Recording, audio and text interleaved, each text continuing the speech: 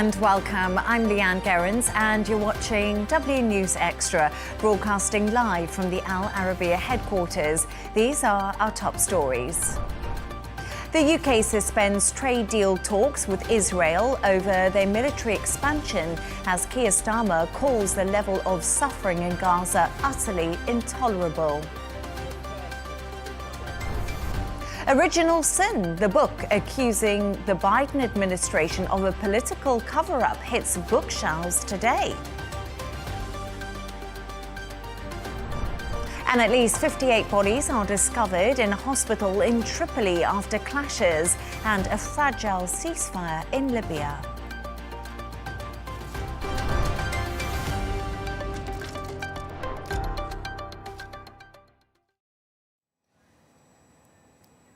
To our top story, and the UK has suspended free trade talks with Israel over their military expansion in Gaza, threatening further action. It comes as 60 people were killed in overnight strikes. British Prime Minister Keir Starmer previously released a joint statement with French President Emmanuel Macron and Canada's Prime Minister Mark Carney, calling for an end to Netanyahu's so-called egregious actions. Speaking in Parliament today, the UK Foreign Secretary David Lammy sent a message to Israel. I say now to the people of Israel, I want a strong friendship with you based on shared values, with flourishing ties between our people and societies. We are unwavering in our commitment to your security and to your future, to countering the very real threat from Iran, the scourge of terrorism and the evils of anti-Semitism. But the conduct of the war in Gaza is damaging our relationship with your government.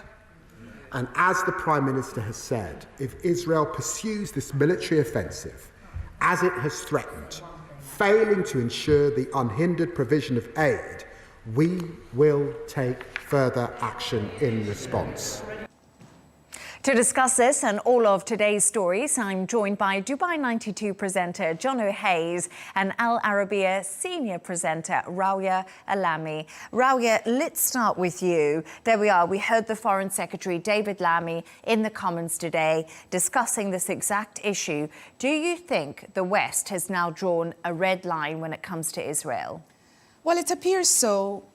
At least when it comes to this statement, this shared statement by the UK, Canada and France. But quite honestly, I'm surprised that it took them this long to have such a statement, to have such a condemnation after 1 year and 7 months of this war and more than 60,000 people dead. Now, there are a few details interesting details that caught my eye in that statement. One is the language is different this time. There's definitely a shift in tone, but also that the statement talks about the new Israeli military escalation in Gaza. In all honesty, I don't see anything different that Israel is doing now. It hasn't been doing for the past 1 year and 7 months, whether it be the bombings, the military operations, or even blocking, all aid from coming in. Throughout this war in the past year and 7 months, they have restricted aid. They have blocked it totally from the north. And if you remember, just before the ceasefire in January, the entire north was basically not getting any aid whatsoever, and there were warnings of a real famine there. So maybe now the famine has reached a stage, or the really worrying stage regarding no aid coming in. Food supplies are extremely little, and they're going to run out in a few days. But apart from that, I don't see that Israel is doing anything different that it hasn't done before. The issue, I think, here with this as well, as you said, Rawia, I think the issue is going to be that Israel has repeatedly ignored these condemnations previously and has quite literally just continued on the tirade of onslaught which has happened over the last couple of months. What has happened differently now is a really good question, and I do think there's been pressure put from somewhere else, an unseen force that is in some way putting pressure on these three powerhouses and Europe at large to make a difference and to actually stand up and say something.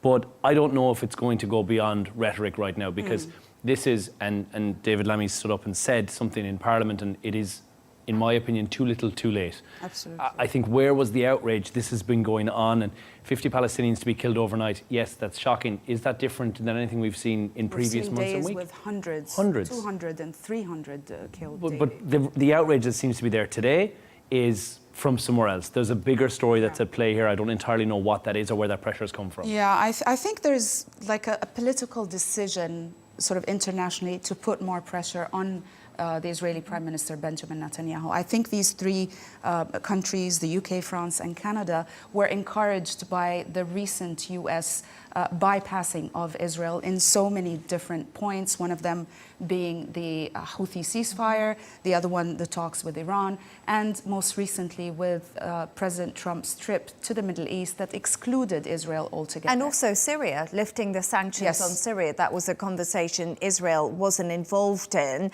But when I have a look at the language coming out of Israel itself and out of Netanyahu and the spokespeople in almost hitting back at what the UK and France and Canada have said, I do feel like there is a step change in the language and the relationship right now. So maybe you are right. There's a bigger picture here at play, and other countries are thinking, you know, we can't let this carry on. We've almost agreed in some ways for Israel to try to get Hamas under control after these October the 7th attacks, but maybe this is now changing Israel on a political front. Yeah. And I don't know, unless Western democracies act in defiance of this and do it soon and club together as a defiance, I don't think we're going to see much of a change, because concrete action is what's needed at this stage of it's not a negotiation. We're not in a negotiation right now. There's continued military aid which has been provided to Israel by the West, which with that continuing means that we will continue to see the conflict continue. And we mentioned a while ago, I think 5 trucks had made it through from the hundreds that are at the border, to the point where, and Rawia mentioned this earlier on, there are hospitals that are about to run out of medical aid. Absolutely, and I mean, it's worth pointing out that there are no functioning hospitals in whichever case in the entire north of the Gaza Strip. No functioning hospitals, even probably in the midsection and in the south in Rafah. And even the functioning hospitals are running out of all supplies. Now, I think that there must be some kind of coordination with the US. And if, you know, the statement threatened sanctions and possibly even recognizing a Palestinian state. Now, I don't think Europe is going to go against the US at large regarding these two, unless there is some kind of coordination with the US. We can just consider this as rhetoric. You know, it's not going to happen unless the US wills it. It was interesting because earlier I spoke to a former British MP, and he was also the chair of the UK Select Defence Committee, Tobias Alwood. And I said to him right now, you know, OK, I get that you're going to suspend trade talks with Israel and you're putting pressure on them to lift this aid blockade, but you're still selling weapons to Israel. Is this something that needs to change? This may be the red line, but he said everyone has the right to defend themselves, which is something and that... to be supplied by the entire West with weapons to do that as well against children and Again, women. and I think Mark Carney said it correct when he said it's wholly disproportionate. And the idea, of course, is to put pressure on Hamas so that Hamas will release the hostages, and that we can, but without a peace negotiation or a deal on the table, that may not happen. I don't think that's going to happen. Which is unfortunate, but it is wholly disproportionate. And we've said this before, the weapons that have been taken in, compared to the lack of any, you've got a population who are on the brink of famine here. There is no fight back from the Palestinian people because they're simply unable to. They're unarmed and unable to. No, and I mean, Hamas, different situation. The people being bombed in hospitals, in their tents, in the schools that they've been displaced to, not, you know, during the fighting or in the crossfire between Hamas and Israeli soldiers. We have to bear that in mind as well. And also Hamas right now, we have to obviously shift some of this onto Hamas because, as you said, they have the hostages. In many ways, that's their bargaining chip right now to release, to get any sort of deal. Is Hamas now in this situation where they've got to start having serious ceasefire talks and release hostages and almost let the people survive? I don't think they will reach that point. I mean, even regarding Hamas, the Israeli objectives of the war regarding Hamas has shifted so many times. It started off with wiping out Hamas from the face of the earth. And then, no, that's not possible. The Israelis were saying, we need to really hit the power of Hamas and to make sure that it has no ability to fight back or to run the Gaza Strip anymore. Probably they have almost reached that stage, but still we see Hamas not yielding. Also, we need to look at the facts that throughout the 1 year and 7 months, only 8 Israeli hostages were rescued by the IDF, and so scores of them, tens of them, and we're talking about out of the total of 250 hostages that were taken on the 7th of October, tens of them were killed by Israeli bombing. And at the end of the day, Hamas is in the trenches, and therefore I don't see that Hamas is going to yield. I see that the Palestinian civilians are still going to pay the price for this, and something has to be done. And surely you would think at this stage, Hamas can see people are dying, their people are dying. The people who are in Palestine are the ones who are suffering most for this. Without releasing the hostages, there can be no move forward, because domestic support within Israel still remains quite strong towards this offensive as we speak. And without releasing the hostages, there can be no further bargaining chip. The argument still remains the same. And yes, as you said, correctly so, the narrative has changed quite a lot through this entire conflict. But the hostages have remained the crux of a lot of this. While they are still retained, I feel like there will be no move forward. And as we say, Hamas may not move with that, but the West now pulling back on support for Israel, the West now imposing hopefully some sanctions and restrictions upon Israel, will now lead to what I would hope Hamas will see as a reason to release the hostages. Yeah, or to yield on some points in the negotiations so that this will be facilitated. But there have been talks in Doha which are ongoing, and we're still no breakthrough. So, in the background, there's still talks slowly happening. But once again, the main sticking point does remain the release of the hostages. And we did see Eden Alexander be released, the last US-Israeli hostage on Donald Trump's visit. So I wonder if now it's really up to the US to start putting pressure on Israel and on Hamas to make sure that we get to some sort of resolution. Because, as you said, 1 year and 7 months just can't carry on. Yes. I think definitely without the US pressure, nothing is going to happen, and nothing is going to change in this equation, if you want. No UN resolutions, no pressure from any other country. It is the US that calls the shots here. But also we have to bear in mind that one person has the biggest benefit of this war continuing, which is Prime Minister Benjamin Netanyahu, who will lose power as soon as the war ends, and he is going to face charges in court, possibly being imprisoned. So, the pressure has to be really, really serious in order to get this going. And more than words. I think that's the important thing to take away. Definitely. It's amazing to make noise about it and to make the cause justified and heard. Without actual physical actions here, we will be in exactly the same position 1 month down the line with no or further, 1 year for that matter. There'll be no further advancements. Yeah, absolutely. But Israel actually has released a statement and hit back at what the UK decided to do today, and says if due to anti-Israel obsession and domestic political considerations, the British government is willing to harm the British economy, that is their own prerogative. So we are actually hearing from Israel, and also, once again, pretty strongly worded statement coming out of there, and especially because they've been such close allies. But thank you so much for your thoughts on that story. We're just going to move on to another one.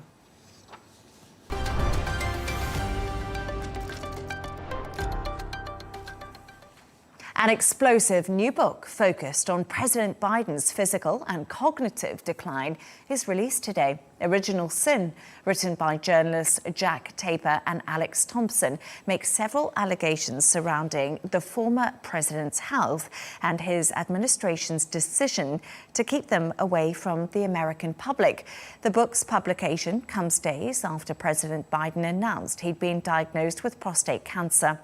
Earlier, I spoke to Professor Larry Saboto, founder and director of the Center for Politics at the University of Virginia, to hear his thoughts on this very matter.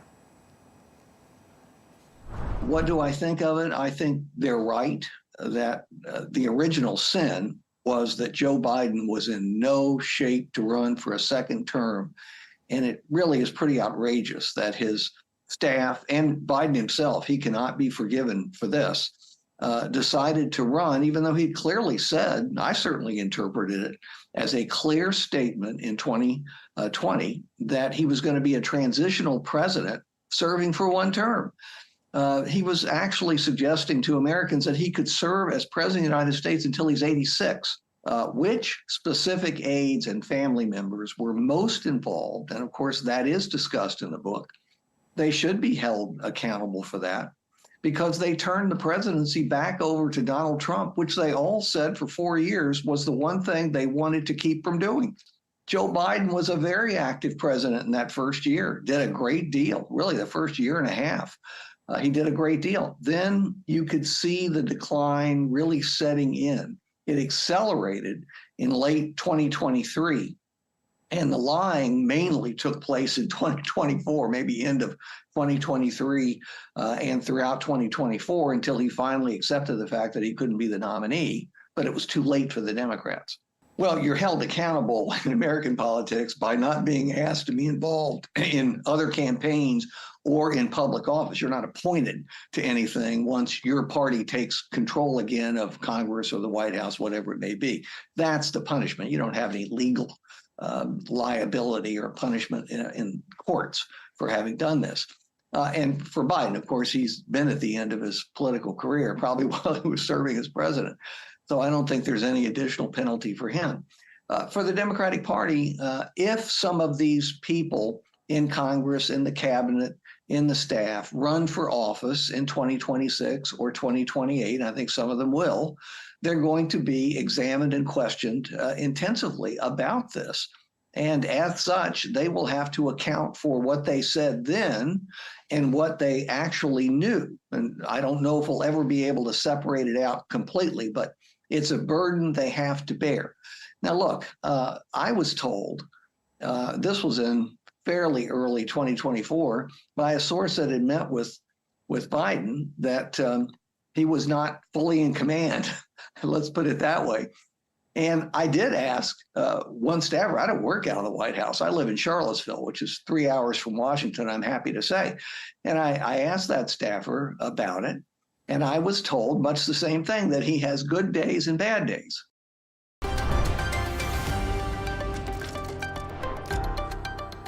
The Oscar-winning actor Denzel Washington has shocked fans after appearing to shout at a photographer on the red carpet at the Cannes Film Festival last night.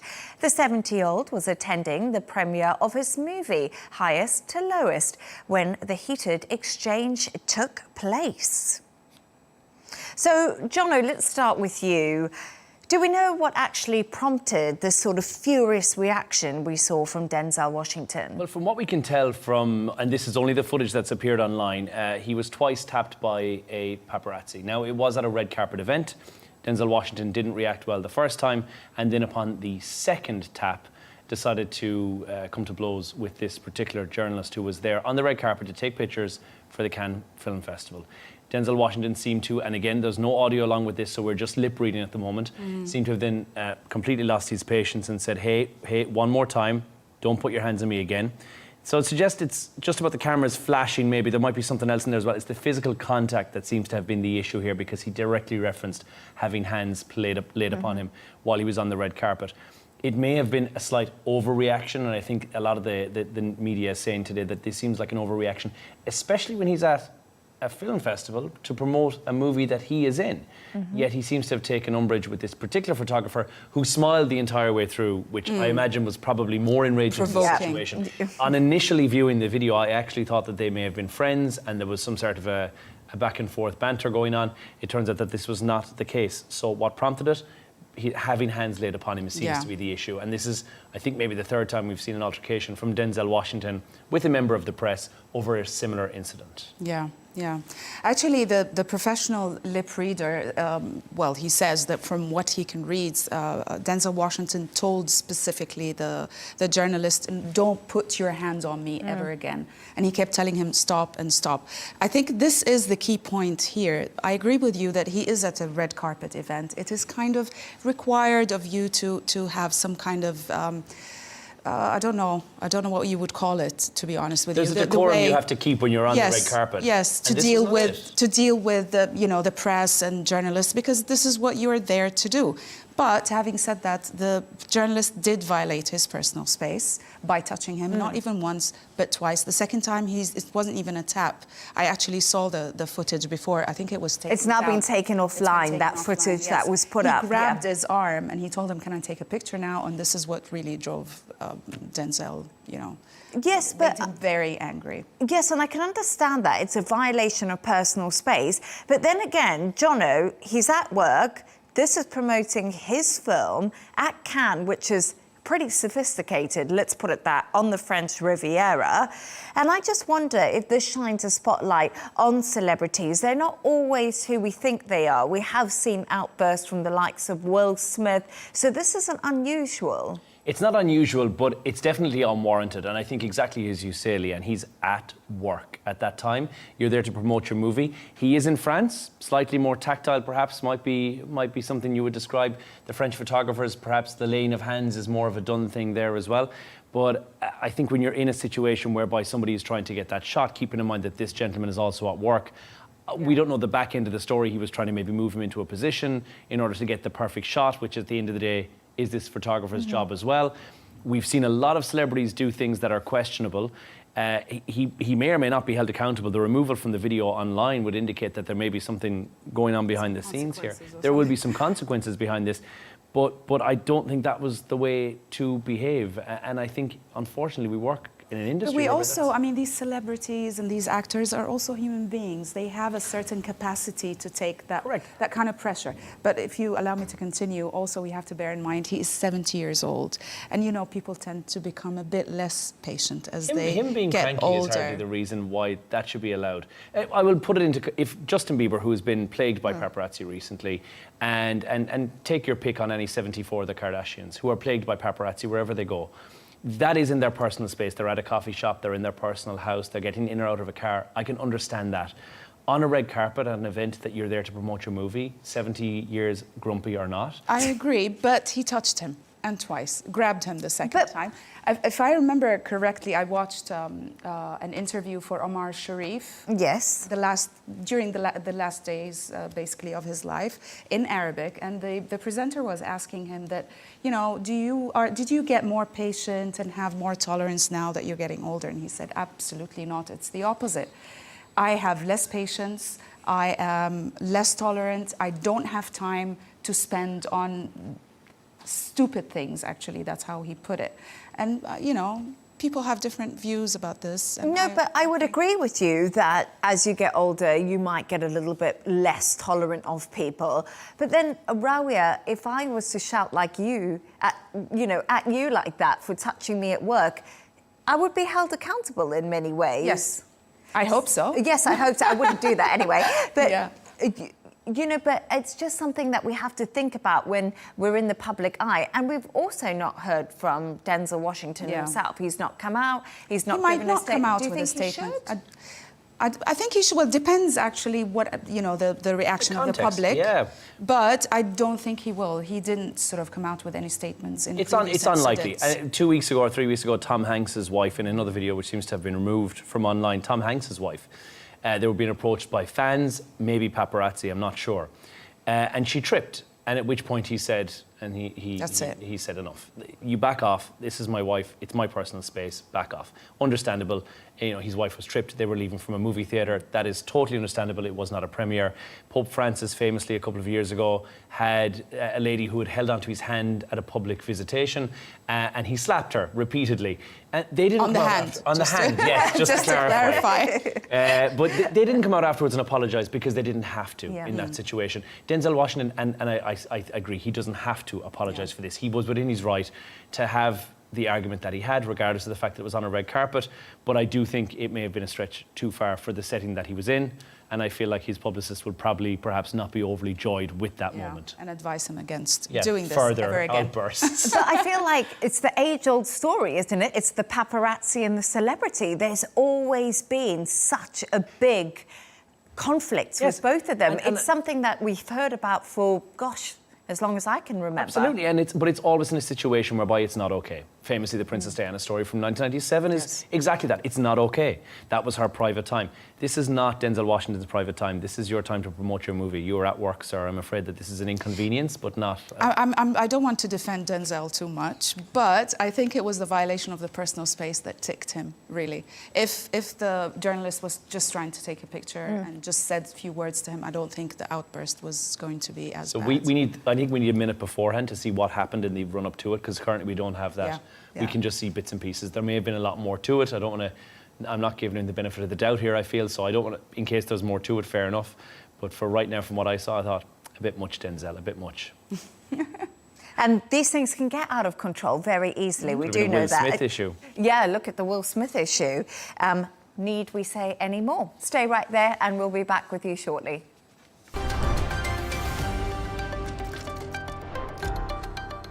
Now, a ceasefire agreement in Libya remains fragile after at least 58 unidentified corpses were discovered in a hospital in Tripoli on Monday.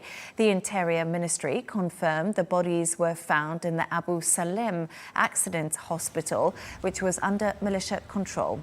The leader of the stabilisation support apparatus who control the southern district of Abu Salim was killed last week. The corpses found on Monday are the second set of unidentified remains discovered in recent days. Earlier, I spoke to Mohammed Saleh, former spokesperson of the Presidential Council. Let's take a quick listen. The government's announced a ceasefire almost 1 week ago following the killing of a major militia chief, which sparked deadly clashes in Tripoli. Is this ceasefire at risk of falling apart after the discovery of the bodies? Thank you for having me. Well, I think what we are seeing now in Tripoli is not an isolated incident. It's a direct result of uncontrolled weapons, corruption, political division, unseriousness from the international community. So it's a combination of elements that had led us to the current situation. So we have to look at the big picture. This is a direct result of all what we have been suffering from in recent years, from militia, from political division, along with institutional division. This is the current situation now in Libya. It's a complete mess. You say Libya is a complete mess. The Prime Minister says eliminating militias is an ongoing project. Is the government committed to protecting civilians and cooperating with the International Criminal Court during this project? Well, I'm surprised, actually, because a few weeks before, they were alive. They were friends. It was like a marriage of convenience between both. So now he's claiming Gnewa is a criminal. I mean, this is so strange for me. And that's exactly what we are facing. Militia are using their influence to secure financial and political gain, while the government rely on them to maintain power. It's a win-win situation, or what we can call it a classic win-win dynamic between both. This won't do any good for Libya. What we need is a lasting solution, and lasting solution requires a comprehensive settlement, includes all key Libyan stakeholders. This means addressing not only power sharing arrangements, but also to address the root of conflict.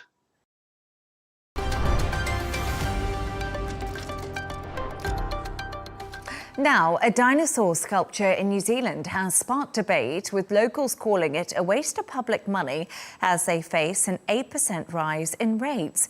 The City Council in Taupo spent $100,000 designing the 7-metre high stainless steel dinosaur sculpture known as Boom Boom. It looks like a balloon, doesn't it? I don't know. I should love. I mean, I love the statue. I like the statue. I don't know why I laughed. I'm sorry, but it's quite amusing, isn't it? I mean, Jono.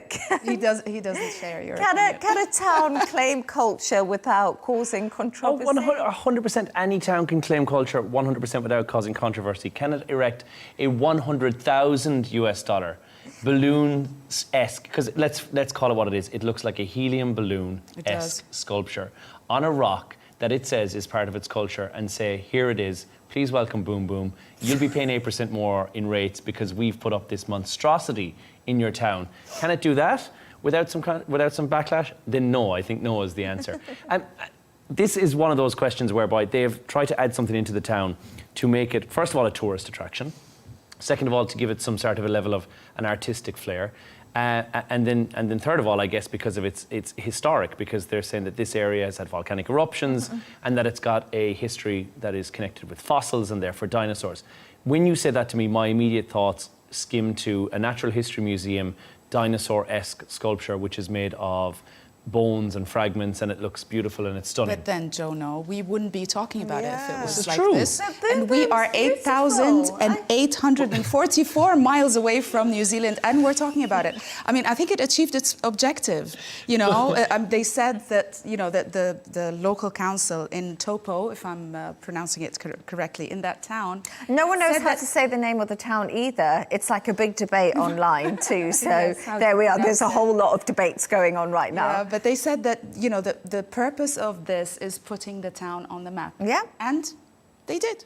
And we're talking about it so far And I away guess from art New is Zealand. subjective, but you said you It is love subjective. you love it. I love it. I think it's absolutely hideous. love I it. agree with you. I don't like it at all. But Yeah. that's the thing about art. It's very personal. It's very subjective. It's like fashion or music. You know, each person likes what they like. But what I like about this is that the park right now, where this new sculpture is going to be transformed. So this is a big drive by the Taupo Sculpture Trust. So they're the ones doing this. And Boom Boom is just the first of 21 artworks that are going to come to this park. Jono's That's outraged. a terrible idea. Well, again, it depends on, are they all going to look like this? Because sometimes I don't get art. Banksy and things, I look and I think that's cool. Yeah, me too. I like Very Banksy. funky, it's different. Yeah. It's on a, you know, you've made the wall more valuable, or whatever you've put that on, you've made it more valuable, and that's amazing. Boom Boom, unfortunately, doesn't look like much. And it's to clarify on what it's made out of, it's polished metallic, and therefore it is just a mirrored surface. And I don't know if it's necessarily that, but if it's some sort of an artistic flair to it, or is it just that I'm not artistic? You have to go and see. But this may now be it. Maybe 20 of them in a park makes it something that you want to go. Not Maybe personally. they'll do Boom Boom and the Babies. But again, I mean, boom, this is, I'm not entirely sure, but this is not what I think of when I see dinosaurs. Like, I want something with a bit of culture, a bit of history in there that actually resembles a But we're from a dinosaur. different generation. Maybe the younger generation wants to see this and would think this is really cool. That's the thing about art. It's subjective. Maybe. You know? I mean, I don't know if when you had some Triceratops in there, some T-Rexes in there as well, the cool dinosaurs. Diplodocus was always the best. Yeah, Diplodocus is amazing. Yeah, I agree. But for this one, is that a Stegosaurus? I think that's what that is. I'm not sure. Character even? I might be right on my dinosaur here, but I think he's a Stegosaurus. No, that's not a Stegosaurus, because that had the Stegosaurus has the triangles on the back. You know, it has the like this. I don't So know he's what not they're called. that. It's called sauropods. So it's not. I mean, he looks like he's vegetarian. It doesn't look. It's not the most interesting There's nothing dinosaur. wrong with vegetarians. No, but as a dinosaur sculpture. This is not, I can't understand this. And look, it's got us talking about it, like you said. Maybe it's going to lead to tourism. Maybe that's the whole idea. Art with an impact is what they wanted, and it's had that. But apparently, as part of this 2018 to 2028 long-term plan, the District Council agreed to give the Trust a one-off grant of $100,000 towards a destination sculpture, provided the Trust could raise the same amount. So maybe that's what it's all about, like now generating a whole lot of tourism to the area, and then they could justify the money they've spent on it. The best description I saw for it is, instead of Boom Boom, which is a great name, is they'd refer to it as an eyesore. And I thought that's very good. That's quite appropriate. That's appropriate. Yeah, that's you know quite what's the interesting thing about this as well, that it is, I forgot my point. It's doing what it's meant to do. Yeah, it's doing what it's meant to do. It's provoking thought, it's provoking emotion more than anything else. I agree. And I think we are talking about Boom Boom, so Boom Boom City is going to be... Oh, why is it called Boom Boom? The interesting part is that it took years for this project to see the light, like 3-4 years between the time they decided that we want to do something and they commissioned the sculpture to actually, do this Boom Boom sculpture, and then basically putting it in that park. It took years, and this is really interesting. So there's a lot of thought that went into it. I could have but given this is the final product. 4-year-olds with crayons would have come up with that in easily a week, I imagine. Boom Boom would have been already constructed by that point. It's a very basic outline of a dinosaur. I like Boom Boom, but let's move on from Boom Boom now, because there's other things to talk about, and we've finally reached that point in the show where Jono and Rawia, you've come up with a couple of quirky stories of the day. Oh, Jono's, I think yours is a little bit bonkers, to be honest. It's about kids potentially breaking the law by kicking footballs. Well, not potentially breaking the law. Going forward, kids who kick a football over their neighbour's fence into their house is actually breaking the law. That's because a high court has ruled in the UK that although an occasional ball may dip in or out of somebody's yard, that if you do it intentionally, repeatedly, you are in fact breaking the law. So a couple who live in a beautiful home worth about 4 to 6 million US dollars. So it's an expensive house. They unfortunately were beside an all-weather playing pitch. So they repeatedly had to deal with a football or whatever they were playing in the all-weather pitch making its way into their swimming pool. Unfortunately, it meant that this year they had to cancel their annual summer party because they saw it as a nuisance. They took the case to the High Court. The High Court has ruled that frequent projection of an object into the back of somebody's yard will now be seen as a criminal offence, which means that kids who are just out for a little play around, if they kick something into your backyard more than once... Poor kids. And whether they're going to punish the kids or... Well, you can take them to court. School? So it's currently a high court, so it would be seen as potentially maybe even a criminal matter, but there's definitely civil recourse if you were to take a case against them. Because when I looked at the story, I did think, if you were going to buy a house, the first thing you look at is your neighbours in lots of ways. So I had a bit of a look into it. So they bought this home before this big all-weather pitch was built. So I think the fact that the all-weather pitch has now come in is obviously just a complete nuisance for them because all they have to do is pick up footballs. So in a way, there is an argument, but to go all the way to court, you obviously have to have money to do that. Obviously. I mean, they live in a £2 million home. Yeah, right. So they're okay for cash, which is great. But what they've done is they've now said, look, for all kids going forward, no matter where you are, regardless of if they're in a mansion or not, somebody who's repeatedly putting something into your backyard as a projectile is going to land themselves in trouble. Which kids will be kids. Yeah, of course. And I guess, but at a certain point, she believed, the lady of the house believed that they were doing this intentionally in order to upset her. And we've been there, I've been there, where I've intentionally gone out there to annoy neighbours who are just a little bit moany. You're Denzel Washingtons of the world, because they're 70 and they're... I used to hit golf balls into my neighbour's You're being harsh garden. on Denzel, honestly. Yeah, I used to hit golf balls into their garden. So you did it, I did it with the water pistol. And my neighbour used to put the Action Man over the roof to annoy my mum when we were children. We all do these things. Yeah. So now it's fine, and I think normally it would be a stern telling off, but now there's actual legal ramifications. So it depends on what side of the fence you sit on here. It's either good news or very bad news. Yeah. Oh, and Rawia, your story. Yes. I really love your story, I was only saying you're gonna because like this one because it's I about the really Smurfs. love the Smurfs. Yes, well, there's a small town in France called Landerneau. It's in Brittany region, France's Brittany region. They have tried twice before to basically set the Guinness World Record with the number of people gathered dressed as Smurfs, basically. They missed that twice before. The last time was in 2019 in Germany, but they finally succeeded. Yay. When they managed to gather 3,076 people dressed as Smurfs. Of course, this entire thing comes just, a short while before the new Smurfs movie is coming out in July 18th. And yeah, I mean, the footage is really, really cool when you see all of these people. It's a lot of blue, it's a lot of blue paint. body paint, yeah. But I was just thinking about this. We just touched on the new Smurfs film, and Rihanna is going to be Smurfette. I'm really excited about it, and her song. Watch it. Adding to the list of people, Katy Perry was the last Smurfette. Before that was Demi Lovato. And now Rihanna's taken up the reins as well and finally released a new song after a hiatus of what I think feels like about 8 years, maybe more, since she's released a track. The one for the to go with the Smurfs, yeah. So it could be a new relaunch of Rihanna back as well. If she'd been involved in this, dress up as a Smurf, wouldn't that have just been the icing on the cake? Oh, would have been amazing. I think there's nothing better in the world than to dress up as a Smurf. You love Why not? I love the Smurfs. It used to be my favourite show as well. I'll definitely be. Yeah, I'll be at the cinema on July the 18th. We'll go together. Yeah, we'll all go together. Oh, Jono doesn't look keen. I'm not. He's like, no thanks. Okay. He's not a fan. Well, thanks to today's guests, Dubai 92 presenter Jono Hayes and Al Arabiya senior presenter Rawia Alami. And that's all from us on W News Extra. Don't forget to subscribe to our YouTube channel and also follow us on X. GNT is coming up next. Goodbye and thank you for joining us.